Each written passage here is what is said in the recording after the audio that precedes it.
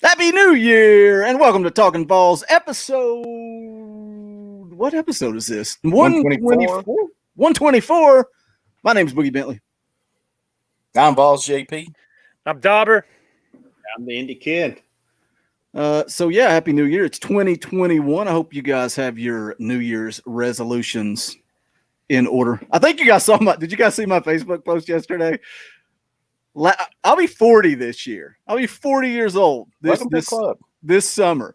And for the first time in my life last year, I actually got out pen and paper and I wrote down goals for 2020. I wrote them down, man. I had my mindset was ready. And a lot of it was like jiu-jitsu based. I'm right on the verge of purple belt. It's like, that was the goal. I want to get a purple belt. I want to get my 5K time back under 30 minutes. And I wanted to hit a weight loss goal. I was ready. I was motivated, and pandemic happened. So I didn't write down any goals this year. What about you, JP? You got, what are you going to squat 400 pounds this year? Oh yeah, for sure. No, I need to do some goals for sure. I tell you, the old pandemic and quarantine. They say when people go off to college, it's freshman 15. I think it was the COVID 25 for VAWLS JP.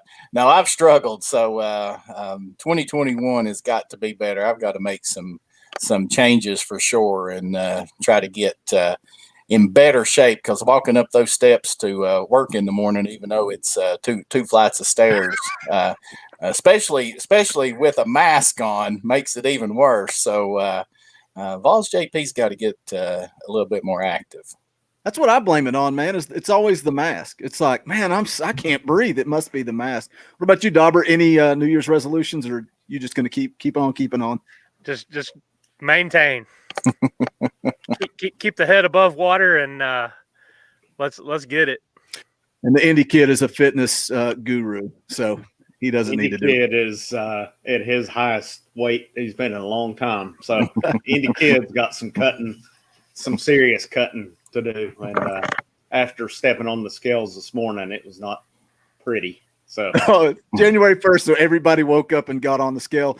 Welcome to a special edition of Talkin VAWLS. It's a random Saturday. You guys asked for us to do more live streams, so we're doing more live streams. We'll see who shows up. Bowl games are going on. I don't know what this is going to look like, but IC86 is in the chat and says the like button is smashed. Scenic is here talking about my thumbnail is going to trigger some people. I hope it does. Nick Worley is here talking about a passionate football fan base. Welcome to the SEC. Fish and Beans is here. What's up, Fish and Beans?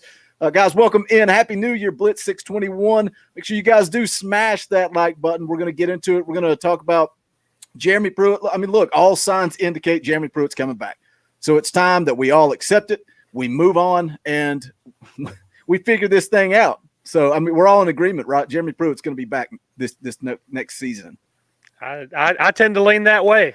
I think if something was going to happen, it would have already happened, even with all the extenuating circumstances. If based on Pruitt's own words, if something's not working, you got to take care of it, and I think they would have taken care of it. Yeah, I mean, at this point, I'm not sure why that they would be holding on to him if there was any chance of him being let go now. So I fully expect him to be back. And at that point, if he's the head coach, I hope he comes out next year and proves us wrong, and hope he wins, 15 ball games, but as a Tennessee fan, because I mean, we can sit on here and we can argue, we can fight, we can agree with folks. But at the end of the day, this is a passionate fan base, and that's the whole thing. We just want to win. We just want to win. And myself, I don't feel like that this program is headed in the right direction, but it's not been headed in the right direction for years and years and years. So, we'll see. The 2022 in-state class supposed to be really good.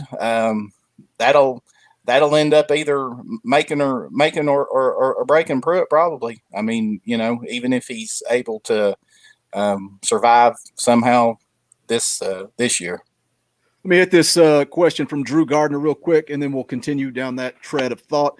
How do I join the channel? It's on the main screen. If you go down to where it says subscribe, there should be a little button that says join. You just click that, and you can join for either 99 cents a month or $2.99 a month. You get access to custom emojis And I changed it. Now the badges, instead of being generic little logos, everybody's got a power T. I let you guys vote. The members voted, and it was pretty heavy. Can't be on an Apple though. Yeah, you can't be on an Apple product. So if you're on an Apple, iPhone, whatever, you got to get on a laptop or something in order to make that happen. Let me hit these super chats. Matt Branch, thanks for letting me know it's Friday. I don't know what day it is. My brain's a little foggy. Cody Branch for $20. Thanks for the super chat. Cody says, Happy New Year, boys. We got through the crapshoot called 2020 together here on the Talkin VAWLS network. I hear a lot of people say that. A lot of people say we got them through the year. We're miserable together. Drew Gardner comes back with a $2.99 tip. Thank you, Drew, for the support. And then Hopkins Lacrosse fan for $10. Thanks for the support, Hop. Happy New Year to my favorite three. What about the Indie kid? Yeah. Hop, do you not like the Indie kid? I'm making you that not guy see him down there. God, it must be because the lights are so dark you can't see. Leap of faith prediction: the Vols are better than 500 unless they reinstate Vols JP. 5th year of eligibility. Go Big Orange. I think there's a chance if they would put me JP in at quarterback. Put me in at quarterback. Let's talk about this fan base, because that's one of the things that's in the title. You know, something I see a lot when I advertise this show. I post it in Facebook. Immediately people will start coming at me saying, people like you are the problem. People like you are costing this team. People like you are burning this program to the ground. I think that was one of the comments from the video I made this week. You guys are burning this program to the ground. Any kid, what are your thoughts on this fan base? Right or wrong? It's not their fault. It's not my fault. Is it my fault? Absolutely. It's your fault. I mean, you're the one that played the same quarterback for 3 years. You're the one that refused to change. You're the one that didn't develop the talent down there. But no, in all seriousness, it's I mean, there's a lot going on down there, and obviously Pruitt, he's got to change. He's got to change the way he coaches. You know, we don't know everything that's going on, but you guys have said it before on here. This goes beyond Jeremy Pruitt as well. It's got to go to the administration. It's got to have everyone on board down there, starting with the president to the chancellor to Phil Fulmer to Pruitt to the boosters. You know, I heard an interview with Chris Lowe a couple of Mondays ago, and he talked about how the difference, if you're looking at an Alabama, and Ohio State, Clemson, everyone is on the same page. When Tennessee was good, everyone was on the same page down there. This program's not going anywhere down there until you get everyone on the same page. And, you know, fans have got a right to be upset over this. I've gotten slammed on my videos that too on it. And, you know, if you're happy with what you've seen this year, then good for you. But I'm not happy watching. Now, I didn't expect 7-3, 8-2, anything like that, but I did expect 5 to 6 wins, and I think that was very, very attainable. And yeah, I mean, people's got a right to be upset. If you're wanting to give them more time, that's fine. But you know, don't throw people off on people who did not like what they've seen. And you know, it was awful. It was the worst coaching job we've seen at Tennessee in our lifetimes this year. I think that's the problem. A lot of these people that say that stuff, that blame the fan base, you can call them a sunshine pumper, whatever you want to call them. I think a lot of these people think that if you're mad and you're angry, that your expectation was to go win a national championship this year. That was never the expectation for this year. What we want to see is progress. We want to see this team move forward. And if you're happy with 3-7, you're the problem. Like, what are we supposed to just sit around and be happy and content? What's going to happen if we sit around and go 3-7 and then next year it's 4-8? And is that okay? Like, if people aren't mad, then people don't care, and you're not going to fill that stadium once things get back, you know, to normal. JP, I know you have thoughts on this. Well, I mean, I just tired of losing, you know. I mean, I think all four of us grew up in what could probably be considered the greatest, you know, time frame of Tennessee football, you know, late 80s, all through the 90s and the early 2000s. And I mean, that's what we expect. I mean, because that's what we grew up on. And I mean, I understand, Tennessee, if you look at, tradition and go year by year since they started, I mean, there was some low points in time, and there was some consecutive seasons. But I mean, this is the worst that this program has ever been in this last 10 to 12 years. I mean, and we just continue to just, change coach after coach after coach. And yeah, I mean, I'm not really thrilled that it appears that Pruitt's going to be back, because I think that there's just a lot of concerns there. Number one, like Indy Kid said, I mean, just the coaching overall, the lack of being able to develop anybody, him continuing to play the same players over and over and over, even though that they weren't producing, and the fact that he can't retain coaches. I mean, to me, that is a huge red flag right there, and it means to me that he's very difficult to work for. And, I know all these people say that he's not meddling in all these other positions, but I'm sorry, but I do not believe that at all. I believe that he is meddling in every bit of that. And, but, you can't sit here and blame these fans. Yeah. I mean, you got, excuse me. I mean, you got crazy people out there, but every fan base has those crazy people. I mean, every single fan base has those crazy people. I mean, there's people every year when Alabama doesn't make it to the college football playoffs that there's people down there claiming for Saban's head, So, I mean, look what Auburn done. I mean, Auburn fired Miles on, and yes, I mean, he had some down seasons, but I think he was 65 and 32 or something like that over the course of his career down there. But,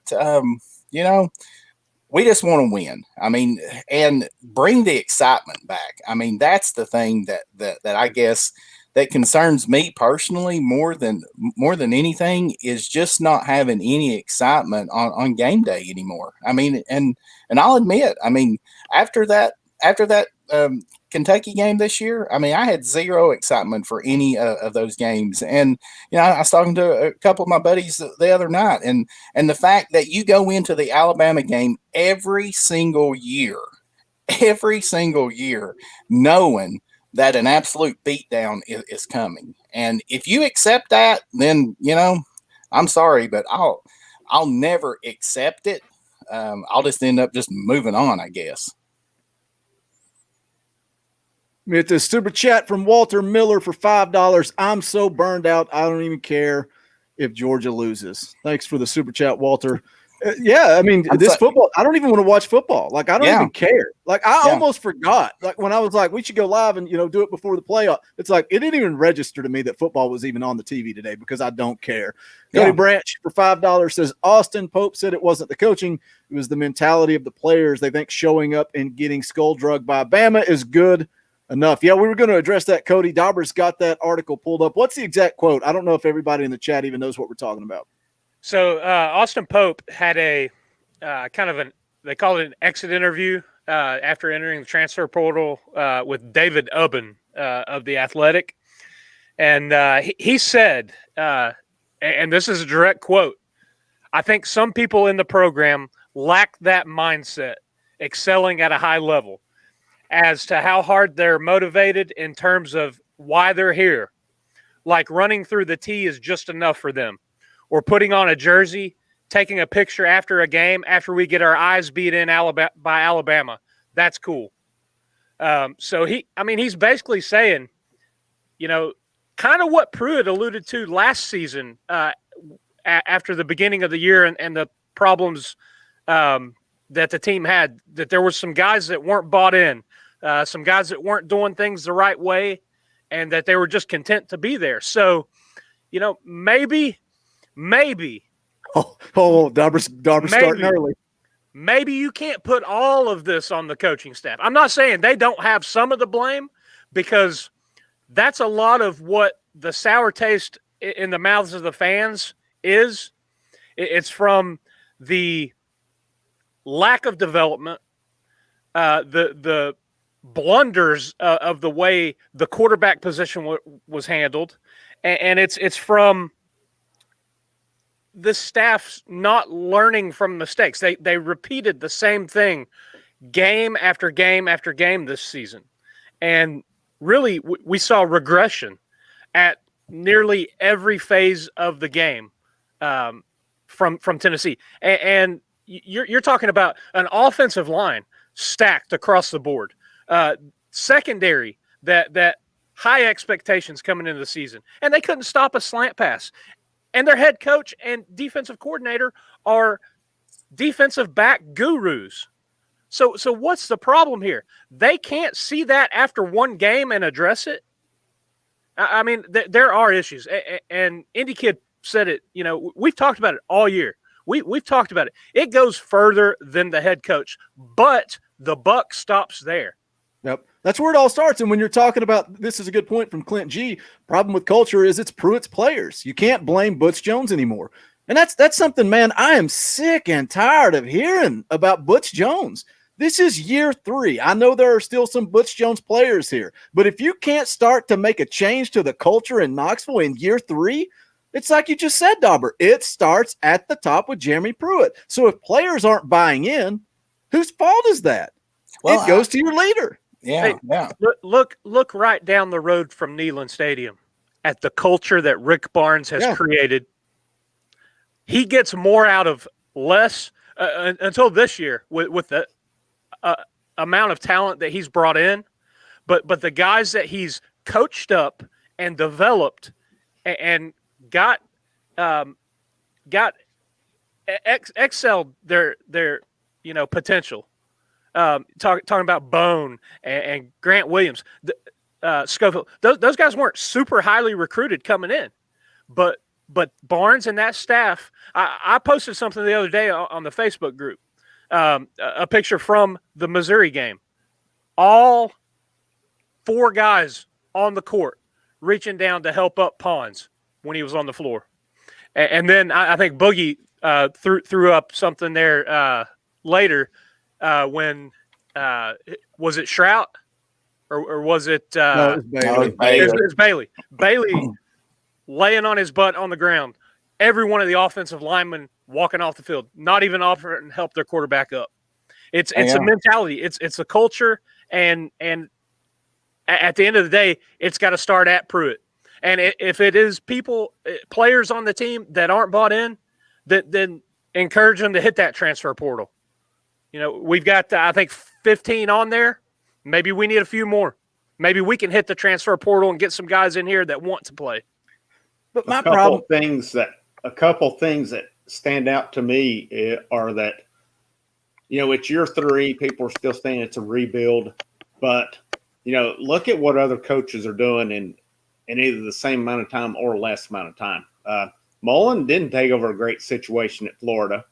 Drinkwitz at Missouri did. He had them playing good ball at the end of the year. Pittman did a decent job at Arkansas this year with a lot less talent. Something that has really kind of stood out to me when I thought about it, and I hate to bring up Butch Jones. This is not me comparing players, but remember Butch Jones looked like was about to really have the program going. And then he made the biggest mistake and changed strength and conditioning coaches. Of course, he did that on his own, and his program was never the same. Now, Pruitt didn't get rid of Fitzgerald. Fitzgerald went to the NFL this year. But, you know, it's kind of coincidental. You have a strength and conditioning change, and, we can use COVID all we want, but everybody dealt with COVID this year. But I think strength and conditioning coach is like almost a second head coach for most of the year. And, and I don't think it's brought up. Is this guy holding these guys accountable? Is he just, what's going on there? But, I really thought Pruitt would be kind of a breathe down everyone's neck right there. But I don't know. But it does. It stops with Pruitt. But, you got to think too, last year you had some pretty good leaders as far as players also. So, I mean, losing those guys, I don't think there was any leaders as far as players this year. And then, I'm curious to see what the strength and conditioning coach, there's going to be a lot on him this year as well to really jerk a knot in some hind ends. That was something the VolQuest guys were talking about on their podcast was team chemistry. They talked about how this team lacked chemistry and that closeness. It's going back to the offensive lineman walking off the field. And how many times did we see a quarterback take a shot, like a late hit? You want to see a lineman get up in somebody's face. Hey, don't do that to my quarterback. You never saw that. And I've said all year, COVID is not a valid excuse. It's not. But what Indy Kid is saying there with the strength and conditioning coach is very interesting. Like, you got to find other ways to get this team to buy in and have that closeness. And I think they were lacking that. Let me hit these 2 super chats and then we'll move forward. Drew Gardner for $4.99. Thanks, Drew, for the super chat. Says, I think Uncle Lou was right. Hiring Pruitt was a bad idea because of his personality, which nobody was too upset when he left Georgia. Look, personality doesn't matter if you're winning. As soon as you are losing and have a bad personality, it's an issue. It's like talking about having a manager. If I've got a manager that's a jerk, but they know their stuff, that's fine. I can deal with it. But if I've got a manager that's a jerk and they don't know what they're doing, I have no respect for that person. Tim Bradley for $4.99. Thanks, Tim, for the super chat. Says, if a player constantly doesn't buy in, sit him on the bench. I don't care how good they are.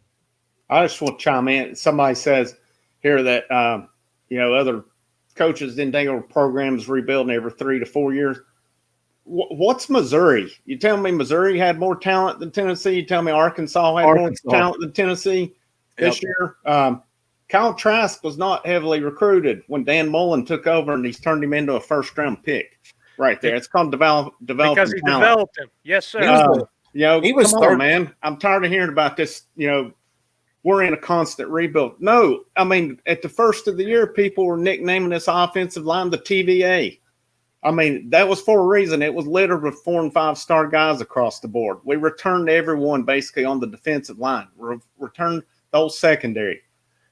You lost Nigel Ward, you lost Petula, you lost Darrell Taylor. Big losses, but overall you returned.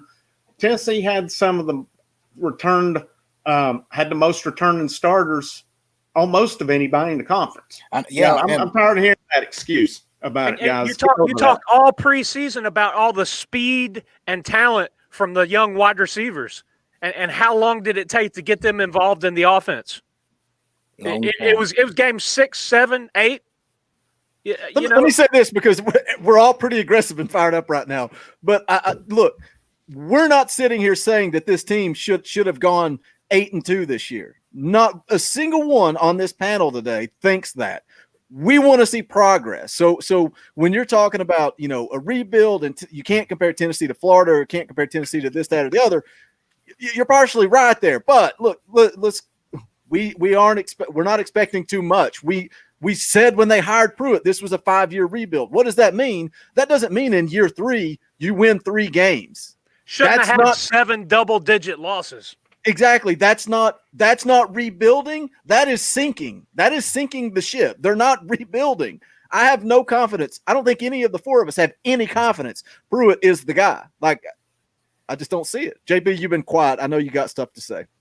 Well, talking about the fact that, some people are saying that COVID may have been the reason why that there wasn't any leaders developed or anything like that. But like Indy Kid saying, and Dauber, I mean, this team this past year was loaded with seniors and starters that had played multiple seasons and stuff like that. So, I mean, I'm just not buying that. I mean, I'm sorry. I am just not buying the fact that COVID kept this team from, developing leaders and gelling. I mean, for goodness sake, we had a 5th-year senior quarterback. I mean, there's just and 2 guys behind him that played last year. Yeah, and I mean, at some point in time, whatever happened at halftime of Georgia, and whatever happened in the 3rd and 4th quarter of Georgia, the team never recovered. They absolutely never recovered.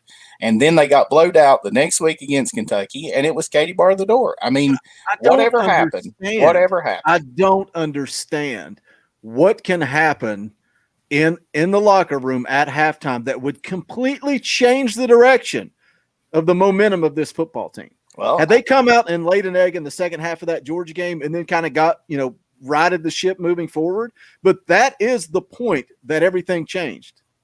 What happens in the locker room that completely changes the course of a football season. Well, I mean, I guess I don't know what actually happened in the locker room, but I think that we can all agree that there wasn't any kind of coaching adjustments by Tennessee after halftime because in any games. Yeah, I mean, in any game. And if that's not concerning, I don't know what is, because I mean, this staff was paid a lot of money. I mean, there was guys still are that are making a lot of money. And I'm not for sure what they were doing down there. Really, I don't. And going back to the strength conditioning thing, I've thought of that, thought that might have been something because, obviously that the kids weren't really back on campus until August, I think it was, and so forth like that. So I'm assuming that they were having to do some individual workouts, but it just makes me wonder what some of these other programs did. I mean, it really just makes me wonder if they had more organized activities, not saying coaches were around or anything, but, was there actual players and, that they were getting together as a group, maybe the ones that, live on campus or live off campus in Knoxville and stuff, or, these other programs, because I do feel like that Tennessee missed the physical conditioning and the strength conditioning. And that's been a huge problem down there with that program. I mean, there's been a constant turnover with that position more than there has been with the head coach. I mean, it's every single year it seems like that we're starting over in strength conditioning. I mean, how many times have we read about that a new strength conditioning coach comes in and they clean out every bit of the weight room and they bring in all new equipment because that coach believes in some other form of exercise and so forth like that. I mean, they've wasted so much money down there on exercise equipment. I mean, it's unbelievable, I got a simple question. If Pruitt would have addressed the quarterback situation earlier, let's say he just starts over this year and went Shrout or Bailey or Maurer, whomever, do you think he has as much heat on him if he would have handled the quarterback situation? Not at all. If he had changed quarterbacks, got the young wide receivers on the field, probably around the Kentucky game, I think, especially, I mean, look, we saw the talent. Look at Jalen Hyatt, man. That's a guy you can get excited about. And today at the gym, I'm sitting there like somehow getting excited about next season, and I have no clue why, because I start thinking, what did we want? We wanted Harrison Bailey out there. We wanted a different quarterback out there. We wanted those young wide receivers. And now Pruitt's hand, he has no choice. We're going to see that next year. But I don't know. I want to go back to what JP was talking about with the strength and conditioning coach, because it's very interesting comparing that to what Austin Pope said, that you've got players that aren't buying in. You've got players that don't care. They're satisfied just wearing the jersey. What's something that we addressed at the very beginning of the season when all this COVID stuff hit? I said, we're going to find out who wants it. We're going to find out which team wants it more, which team has more athletes, which team has more drive and desire, because you're dealing with 18 to 22-year-old kids that are now at home. So if the coach is telling you to do this, that, and the other at home, it's real easy not to do it when you don't have to show up anywhere. It's on you. So it's very, very interesting that Austin Pope says that this team is full of guys that don't care and they don't have that want to or that drive. And then we're talking about how much work they put in by themselves. We got a lot of super chats to get to here. Let me hit these and then we'll keep going. We do have 90 comment after that. Will you want to make it now? No, you go ahead. We got 96 people watching, guys. We got 72 thumbs up. Let's get it to 100. We can get it to 100. I know we can. I would greatly appreciate it if you would just drop down and hit that thumbs up button. We're glad that you guys are hanging out. 100 people hanging out, and I never thought anybody would care this far after the season ended, after going 3-7.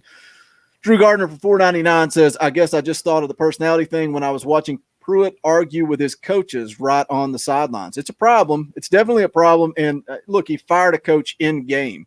So I think that tells you there are definitely issues with Pruitt's personality and this coaching staff. Walter Miller for $5 says maybe Georgia made some adjustments that the players saw, and it made them see how lame our staff is.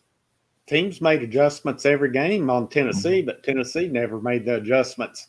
That's a pretty fair statement right there. I mean, look at the Arkansas game. We was up 13-0 and give up 24 points in the third quarter.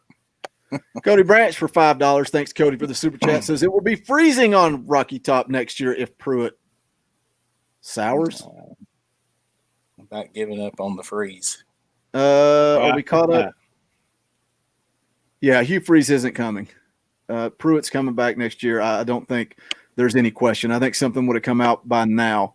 JB, you had a comment you wanted to make. What was it? Well, I was just kind of laughing about a comment Austin Pope making, saying, that didn't really have some guys that really cared whether they lost or won, that they was just happy to, I guess, be there. So basically he's saying that, I mean, you all remember your days from high school when, you always had those kids that played football or those other sports, mainly football. And it was really because that they could wear that jersey to school on Friday and be in the team picture.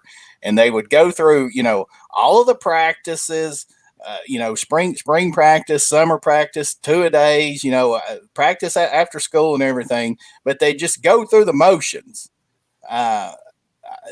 There was always 10 to 15 kids on any football team that I played on. And that's the way that it was. I mean, they would just go through the motions, but man, they were content because by gosh, they got to wear that jersey on Fridays to school. I mean, so I mean, maybe that's what we have. Maybe we have just some good old boys. Oh, I've said it down there for a long time that this football team needs some mean people. Some Al Wilson. Wilson. Need some nastiness. Yes. They need some Al Wilson, some Ray Knock Thompsons. They need some people with some attitude. Well, my goodness, you bring Al Wilson in to speak before the Kentucky game and the team lays an egg like they do. I know. Because it's happened a lot over the years. Does Al Wilson mean anything to those kids? Well, and I've said this multiple times on the show before. These kids have no allegiance to the University of Tennessee. They're there because that's where their scholarship was, and they thought was the best fit for them. And maybe with this whole free, 1-year transfer waiver deal, if it gets passed, next week? I think that's when they vote on this. I think I don't know if the SEC votes on it next week. I think the NCAA does. Yeah. If this gets passed, man, I think you're going to have a lot of people, a lot of players who, commit to a place based on a coach or based on this or that get down there and maybe it's somewhere where they make you put in the work and they're going to be like, I didn't have to do this in high school. I'm too good. And they'll go somewhere where it's not as tough. I'll tell one story here. When I was at UT and helped out in marketing, I got to do a lot of stuff basketball wise. Saw some guys, knew some of the managers. CJ Black, excellent player, big guy down in the post. I think Pons just topped his block shots record for the university the other night. Jerry Green was the coach there. They were doing up and downs in the gym practice. Jerry Green had no control over that team. CJ Black walked off the court to the locker room. Where are you going? I don't want to do sprints. Okay, he's our big man. He's a star player. Let him do what he wants. And that caused dysfunction within the team because he got preferential treatment. I'm not saying that's what's happening, but you got guys that aren't buying in, doing things the way the staff wants done. Because let's face it, I think the four of us would agree, Pruitt is a football mind. He has that going for him. He knows the X's and O's.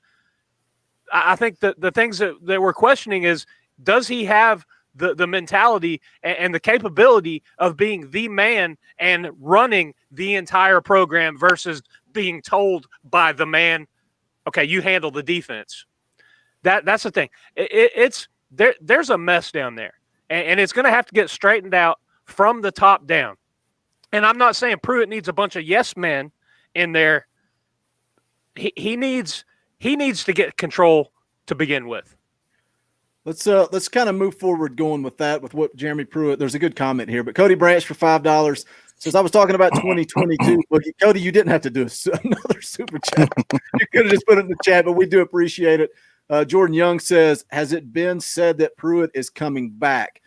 No, there's been nothing official said, but, all signs indicate that. And then I want to hit this, and this is what we'll move forward with. Chase says, okay, so Pruitt is more than likely staying. If that's the case, what do y'all think he needs to do?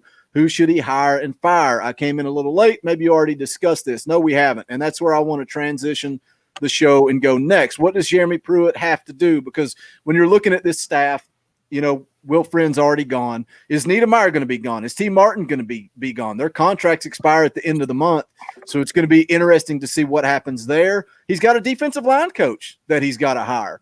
And there are some names out there. Indy Kid, where do you start if you are Jeremy Pruitt? What do you do moving forward to get this thing back on track? I think you need to bring in some guys with experience that know how to actually coach.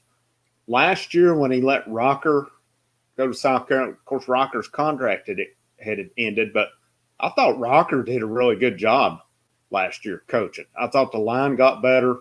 And his recruiting wasn't bad. Rump, you saw improvement there. I mean, that's a couple veteran guys. I think at this point, if Jeremy Pruitt wants to keep his job down there, he better bring in some guys who can actually coach instead of worrying about recruiters. I don't think we'll see. I've seen people saying, well, 5, 6, 7 guys will be replaced. I don't think they'll replace that many coaches. I think T. Martin will be back. I really think Winky will be back. And I'll say this, and, I'm like everybody else with Winky, but if Jeremy Pruitt's getting another shot without Jarrett Garantano, why is Winky not getting another one? I'm not saying I agree with it. I'm saying, but, it is what it is right there. I really think Winky will be back because his contract's not expiring. I don't think you'll see any changes on offense besides line, and you better get a guy in who has experience, who can get them to actually play up to their potential. And then, the same way, I don't think Niedermeyer will be back. Niedermeyer's been a great recruiter. I don't think he's much of a coach. None of his units, from what I've seen, have really done much. And, that's my opinion on it. But I think he's got to just bring in some guys that know how to coach, have some experience. I think that's the main thing. Can't be bringing in young guys who may or may not pan out because they can recruit. How do you bring in guys that can coach? JP, if you're Jeremy Pruitt and you're on the phone and you're reaching out and you're trying to bring guys to Tennessee, everybody knows where this program's at right now. Everybody knows where this fan base is. Everybody knows Jeremy Pruitt has to deliver something next season. How is he going to be able to go out and get those guys that the Indy Kid's talking about, knowing the pressure that it could be a one and done? Yeah, I mean, that's going to be the hard part. Probably going to end up having to overpay. So, there you go. If it doesn't work out. And it'll be multi-year contract. It's going to have to be. Nobody's coming in on a one-year contract. No, it's going to cost you more money. It's going to cost you more money. And that's why I think that there's so many in this fan base that was saying, that you just need to go ahead and cut ties with it. But if they're not going to, I mean, that's going to be a very difficult sell. I mean, I fully believe that. Does he have connections based on his prior stops that, he can sway some of these decent coaches and stuff like that. But that's definitely going to be the challenge for him. It'll be interesting to see how all this plays out. I actually disagree with Indy on T. Martin. I don't think T. Martin is coming back. I think that he's gone.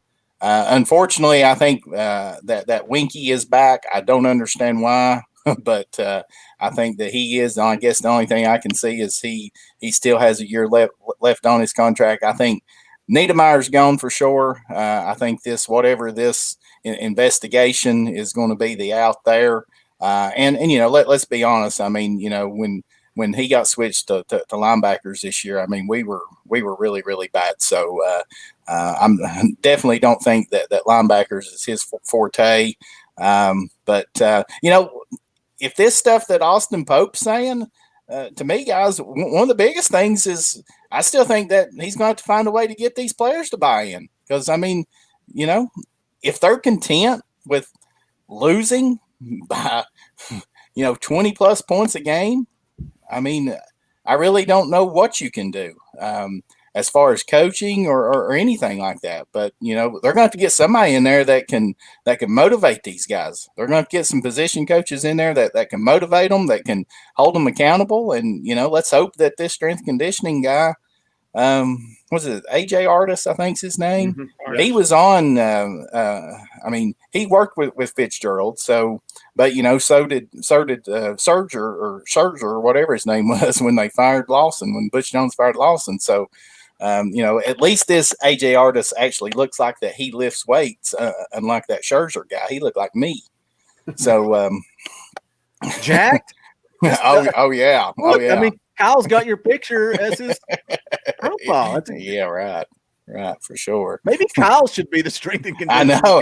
Amen to that. Get him down there, man.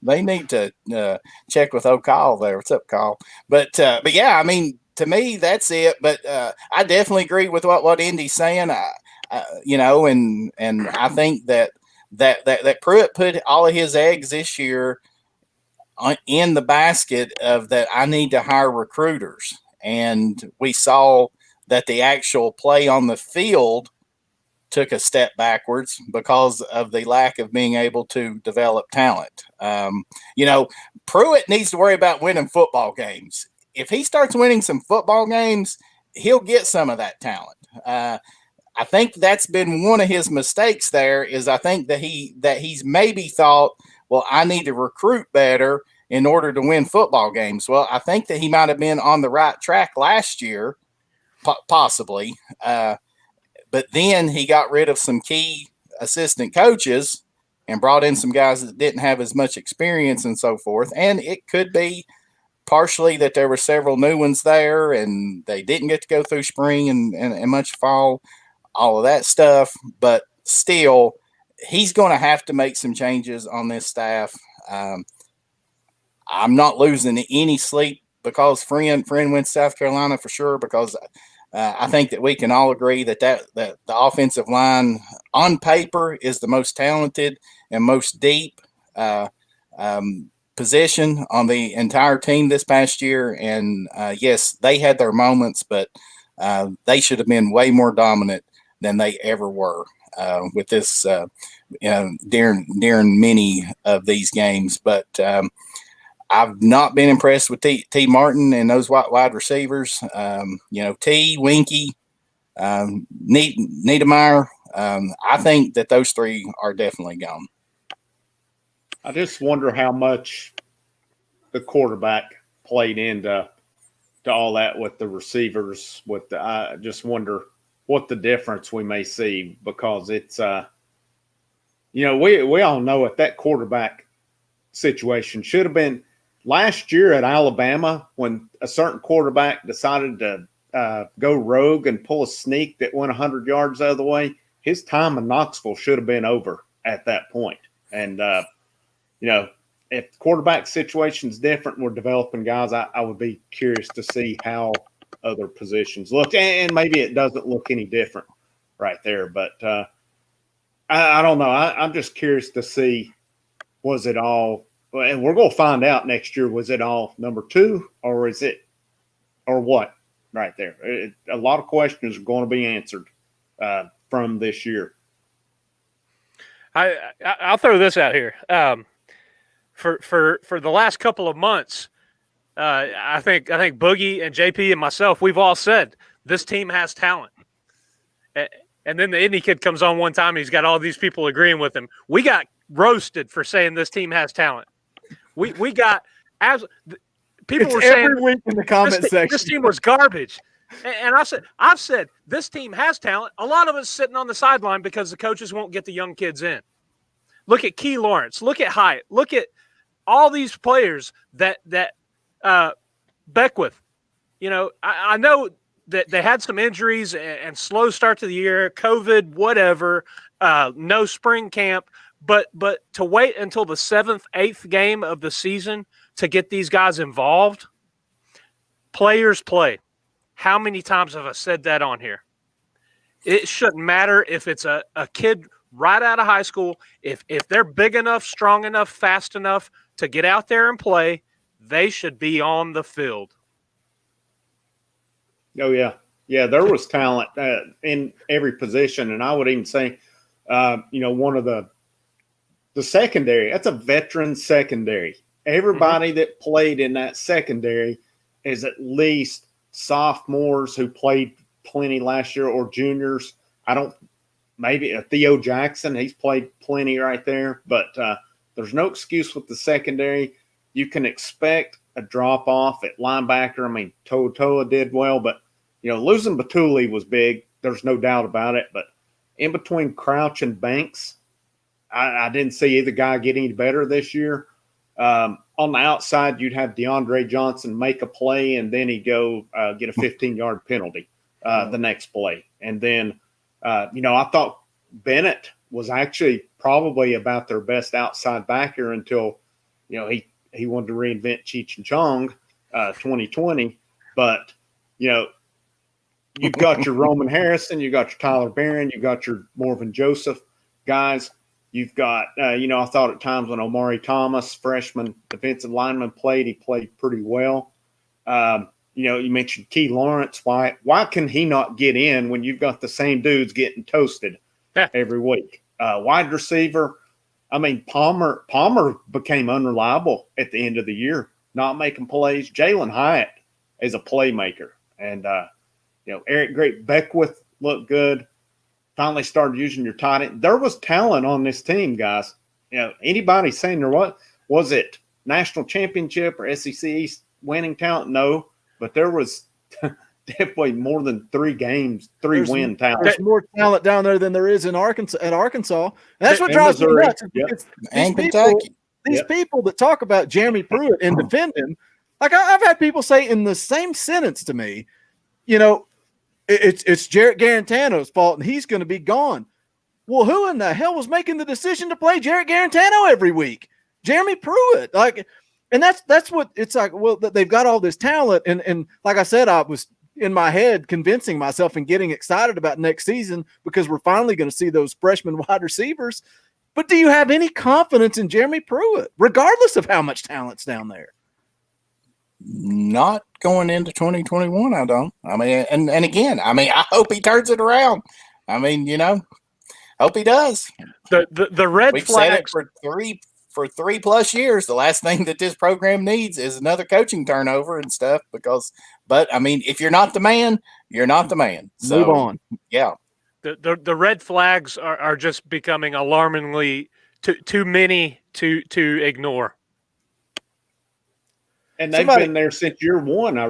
From the first play against West Virginia, that was an absolute bust right there, till now. I just feel that the same things have been done over and over again. And, how can you be going in 3 years with the same quarterback who's a 5th-year senior that looked like a first-year freshman? And I hate to keep pouncing on him there. I know he busted his hind end down or whatever, but anyhow, yeah, they're like the adjustments this year. That was a huge red flag. Playing the same guys and making the same stupid comments about giving you the best shot when obviously they don't, or if they do, then you're not doing your job.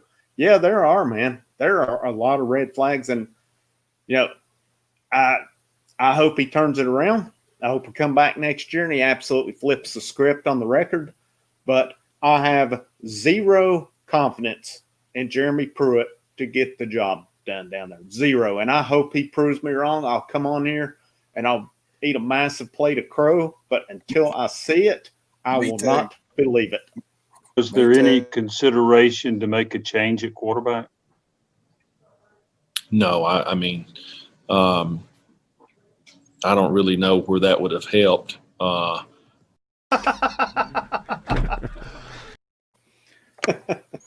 There's your fearless leader, Walter Miller, for $5. Thanks, Walter. Most people are sheep, Boogie. Facebook's got some very interesting people, man. Very interesting people that I engage with talking about this football team. Jimbo, what's going on, Jimbo? Thanks for the $5 super chat. I wonder how Pruitt would rate his performance on a scale of 1 to 10 and why.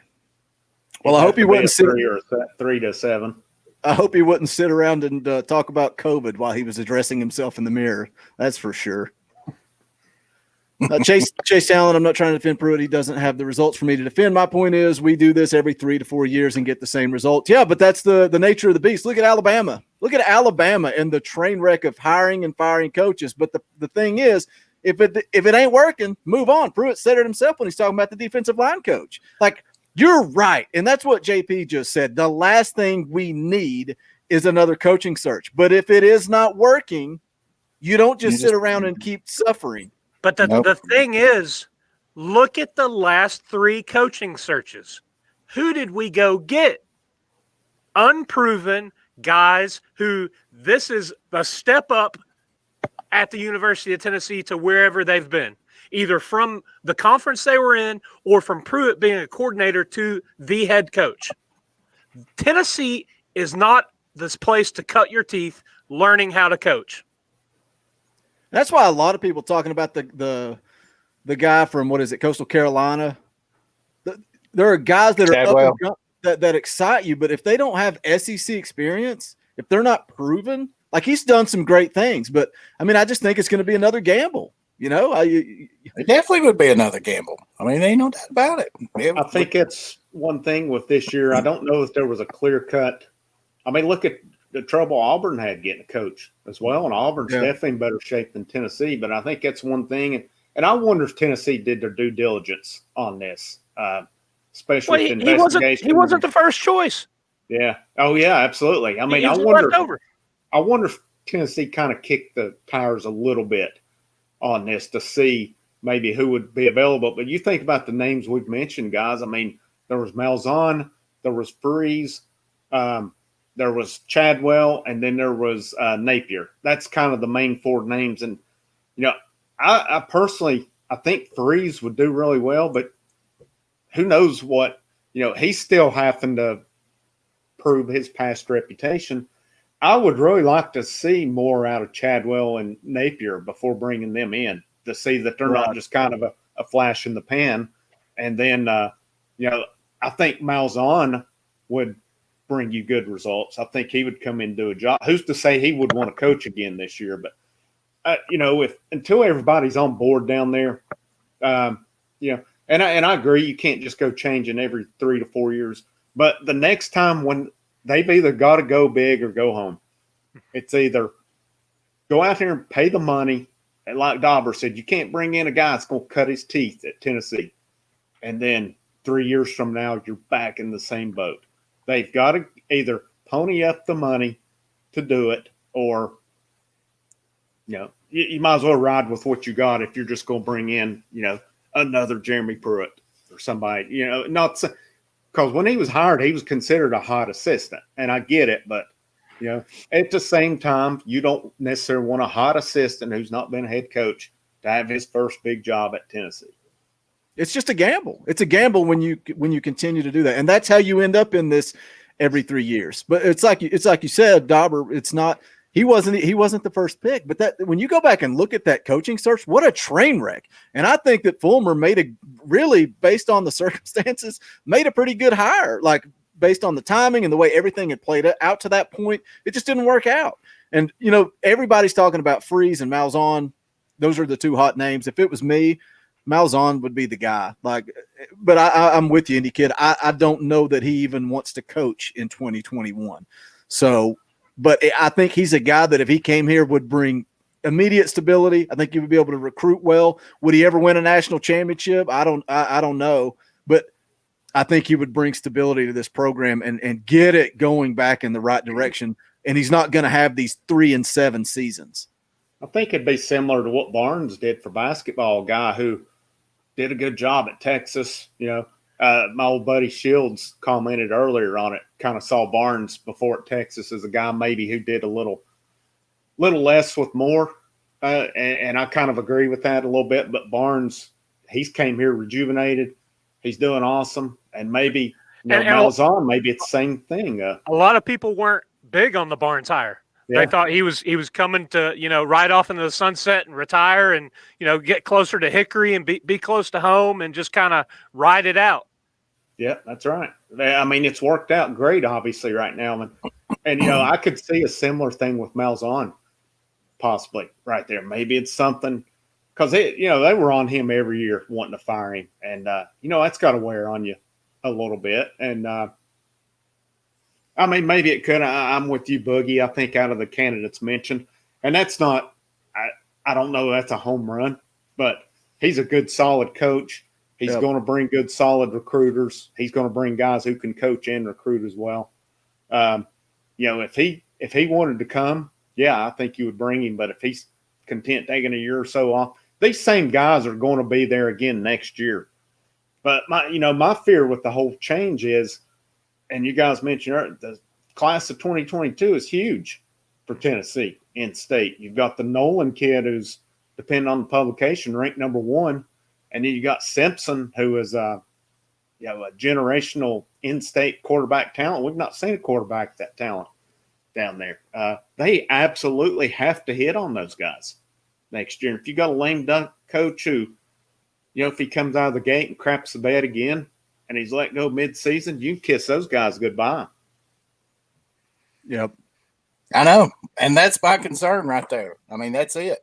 That's my concern, that he's going to end up, crapping the bed, and then we lose out. And that's one thing about Pruitt too, is that he's really not put much of an emphasis on the in-state kids. And supposedly, I think that's one of the selling points that he's trying to make to get this year, is that with the in-state talent. But we'll see if he ends up being able to pull those kids, especially Ty Simpson. I mean, everything that you read about him, he wants every single reason to come to Tennessee. But then he looks at Alabama and looks at them competing for a national championship and having Heisman Trophy contenders every single year. So with that, it's just frustrating that the state of Tennessee has a quarterback supposedly of his caliber, but this program is in the position that it's in, that there's a very good likelihood that he ends up beating us next 3 or 4 years wearing crimson. So that's just frustrating. Well, let me do this. Go ahead. I was going to say Fallout Zone G made a good comment as well there, and it's a truth that there may, if you come up and have to make that change next year, you may be competing against a lot of big programs next year. It could be. So, I mean, if some of these guys that's on your list now, if they continue to blossom and blow up right there, it may be hard to get them next year, because if you got potential USC, Michigan, Texas, some of these coming open, they're going to fork out the money. I want to throw these shirts up real quick because they've got 2 days left on the first print run, and that is the Talkin VAWLS Hoops T-shirts, pullover hoodies, and also long sleeve tees, multiple colors. The T-shirts start at $19.99. Pullovers are $34.90, the hoodies are $34.99. The long sleeve $24.99. Check those out. Dauber and JP do a great job with the live shows on basketball. Indie Kid always dropping the orange blazer. Show your support for those guys. I love that logo. It's JP. It's clean. That's the word you were looking for the other night. It's a clean logo. What did I say? You said, what's the word I want?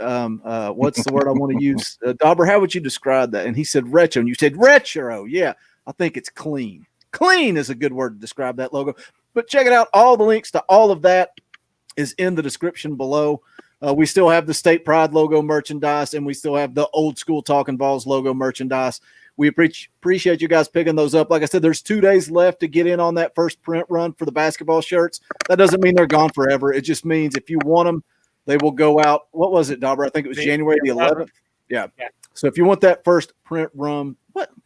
Kevin, how dare you? How dare you? What did I ever do to you, Kevin? Thanks for being here, guys. But I think we're going to wrap this thing up. Man, over 100 people. The season's over. Yes, it's Friday, not Saturday. I was wrong. But we appreciate you guys just showing up, and you throw money at us, you support us, you buy T-shirts. Maybe we'll do this again. Maybe we're talking about maybe getting together and doing a stream for the championship game on Monday the 11th. We could celebrate the shirts going out. That's what we'll do. Maybe we will. Just let us know. Leave us a comment if you're coming in after the fact. Let us know if you want us to do more of these. We appreciate you guys showing up. We appreciate the support. We hope you guys have had a good new year so far.